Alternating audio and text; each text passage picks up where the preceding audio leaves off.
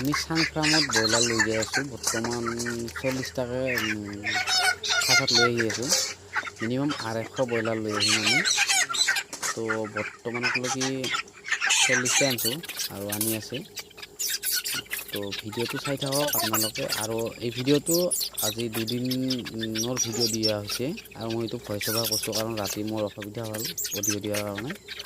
তো আপোনালোকে চাই থাকক। ৰাতিপুৱাৰ ভিডিঅ'টো একেলগত জইন কৰি দিম কাৰণ কিমান টয়লেট কৰোঁ, কিমান কি হয় আপোনালোকৰ ৰাতিপুৱা ভিডিঅ'টো দেখাম। বৰ্তমান ব্ৰইলাৰ আনি আছোঁ আমি। বৰ্তমান 150ৰ পৰা 250ৰ ভিতৰত মানে ব্ৰইলাৰ থ'ব পাৰি বুলি আমাক ছুপাৰভাইজাৰে কৈছে। নিজা ফাৰ্ম মানে কি কোম্পানীৰ থ্ৰু দি কৰি আছোঁতো, অভিজ্ঞতাখিনি আমাৰ নাজানো যিহেতুকে। এয়া ৰাতিপুৱাৰ ভিউ এইটো আপোনালোকে চাওক। ৰাতিপুৱা আমাৰ কিমান টয়লেট কৰিছে চাওক। এইটো টয়লেটটো চাওক। এ ভগৱান, গু 250 মুৰ্গীৰ গু, ধেমালি গু হাকছে না।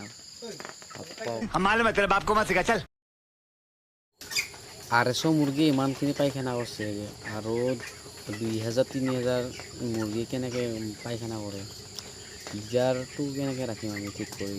কিন্তু আমি চিন্তা কৰি চাং ফাৰ্মত ব্ৰইলাৰটো উঠাইছোঁ। Thank U. इसी के साथ आज की मजदूरी यहीं खत्म करते हैं। अगर तुम्हें वीडियो पसंद आई तो लाइक मारो।